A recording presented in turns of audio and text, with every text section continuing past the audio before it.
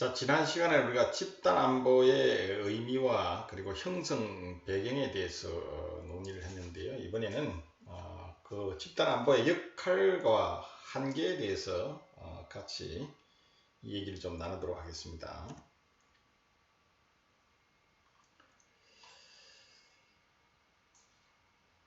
자, UN 회원국들은 분쟁이 발생을 하게 되면요, 협상이나 우리가 유엔 현장에 negotiation 이렇게 표현이 되어 있죠. 그 다음에 사실의 심사, inquiry, 중개, mediation, 또 조정, conciliation, 그 다음에 주제가 아니고 중재죠. 중재 하면 arbitration, 사법적인 절차 해결, 사법적인 해결, judicial settlement, 뭐 이렇게 표현이 되어 있어요. 유엔 현장 6장에 협상이나 사실심사나 중재나 조정이나 중재나 또 사법적 절차 또는 기타 평화로운 방법을 사용해서 평화롭게 해결해야 한다라고 유엔 현장 6장에 규정이 되어 있습니다. 만약 분쟁의 평화적 해결이 불가능할 경우에는 유엔은 이 평화 파괴자에 대해서 무력 사용을 포함한 강제 조치를 취할 수 있도록 7장에 규정을 하고 있습니다. 유엔은 이 국제 평화와 안전의 유지를 위한 병력의 사용과 또 지휘, 군비의 규제와 축소, 임무를 이 군사참모위원회에 부여를 하도록 되어 있습니다. 자, 여기 말하는 이 스텝 커맨드, 군사참모위원회라는 것은 어떤 의미냐면요. 이 군사참모위원회는 안전보장이사회 상임이사국의 참모총장이나 그의 대표로 구성이 되고요. 그 다음에 부여된 임무의 효과적인 수행을 위해서 필요한 경우에는 다른 회원국과 제휴할 수도 있습니다. 이 군사참모위원회는 1946년 안전보장이사회에 필요한 병력과 원조를 제공하기 위한 특별협정 작성에 착수해서 1947년 국제연합군 기본 원칙에 관한 보고서를 제출했지만 일부 상임이사국 간의 의견 불일치로 인해서 거부가 된 이후 기능이 정지돼 거의 활동을 하고 있지 않는 그런 상태입니다. 자, 유엔의 6장과 7장의 중요한 의미입니다. 6장은 평화적인 방법으로 분쟁을 해결한다는 조항이고요. 7장은 무력 사용을 포함한 강제 조치가 포함이 되어 있습니다.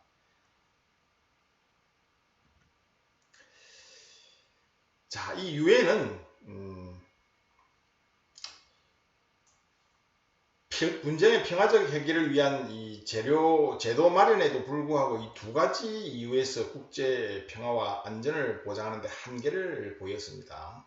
첫 번째는 침략 행위를 규제하기 위해서는 안전보장 이사회 상임이사국 전체의 협력과 동의를 필요로 하지만 냉전체제 하에서 국제 분쟁이 미국과 소련 양국의 어떤 대리전 양상을 보임에 따라서 미소 양진영의 거부권 행사로 이 안전보장 이사회 기능이 마비되었습니다.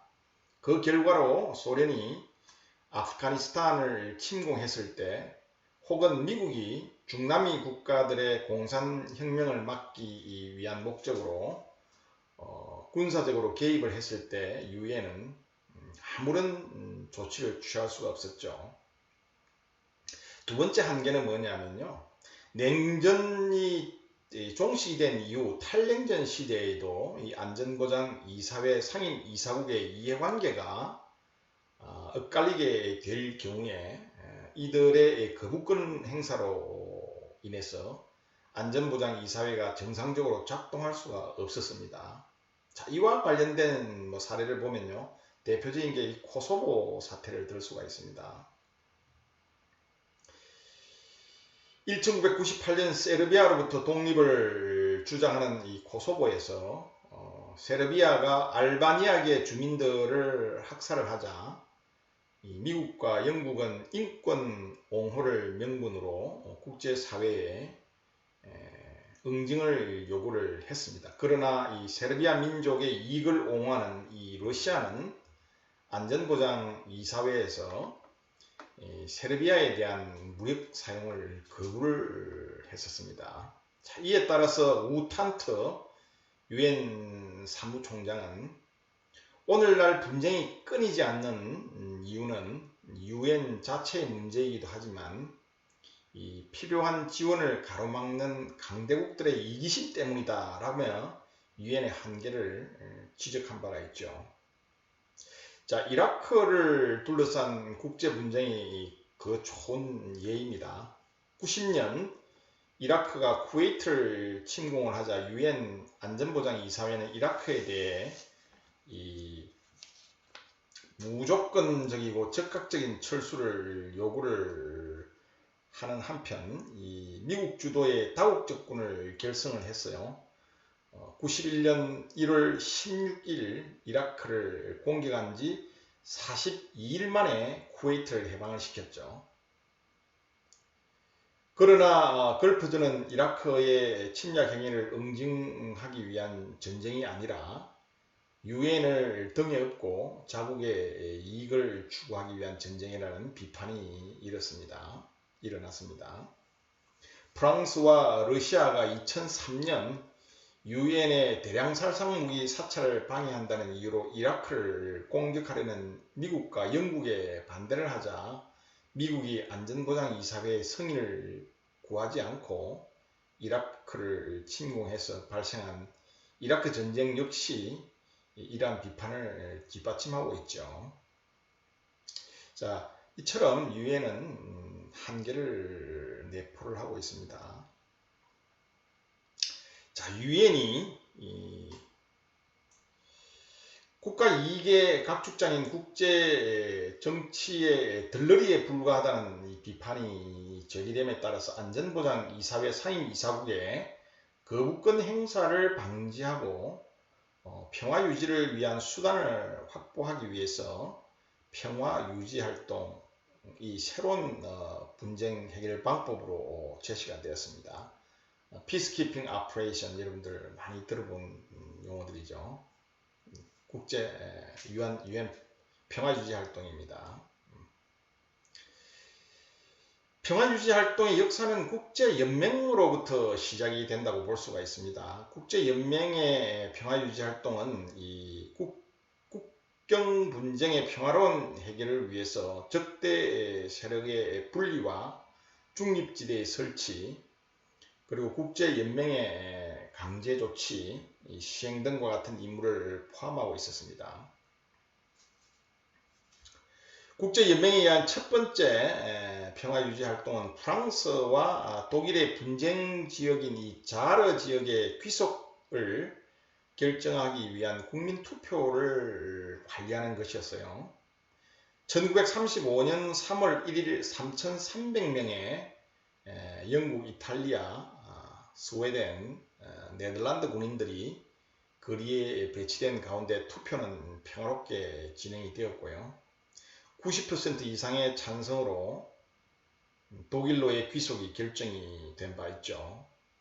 평화유지활동은 제2차 세계대전의 발발과 함께 국제연맹이 해체되면서 중단되었다가 유엔에 의한 평화유지활동으로 이어지게 됩니다. 자, 유엔 평화유지활동은 1948년 예루살렘 정전 감시단을 시작으로 그 활동이 점점 확대되고 있는데요. 자, 이처럼 유엔의 평화유지 활동이 활발하게 이루어지게 된 배경에는 냉전의 종식을 우리가 꼽을 수가 있습니다. 첫 번째로 이 냉전의 종식과 함께 그동안 억눌렸던 이 사회적 불만이 불거지면서 크고 작은 국제적 분쟁이 늘어나게 되었죠.